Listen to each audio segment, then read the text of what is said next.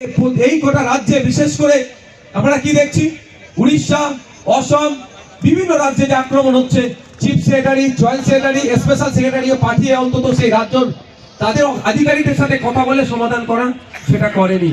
মার খাচ্ছে, লাশ হয়ে ফিরে আসছে কে? জুয়েল রানা ফিরে আসছে কে?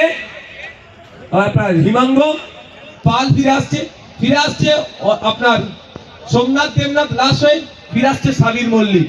অর্থাৎ পিছিয়ে বর্গের মানুষ আক্রান্ত হচ্ছে বলে আজকে সরকার কর্ণপাত করছে না। আমরা আপনাদের বলি, এটা লেবার মিনিস্টারের কাজ ছিল, এইটা সুষ্ঠু সমাধান করা সম্পূর্ণরূপে ব্যর্থ হয়েছে।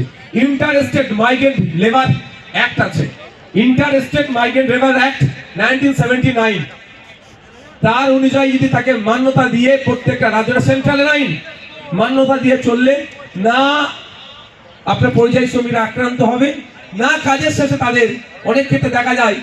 এই আপনার গত বছরে বীরভূমের এক ছেলে কাজ করেছে, টাকা চাইছে, উল্টে মারধর করে তার কানটা কেটে নিয়েছিল।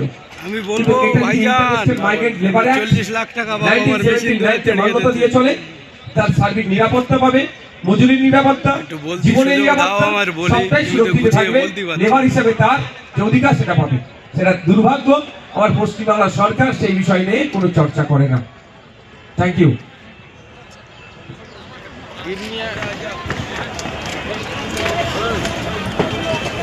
দিলে আমার ফটো তুলে নেবো একটা ছোট বলে হবে না। আমরা এত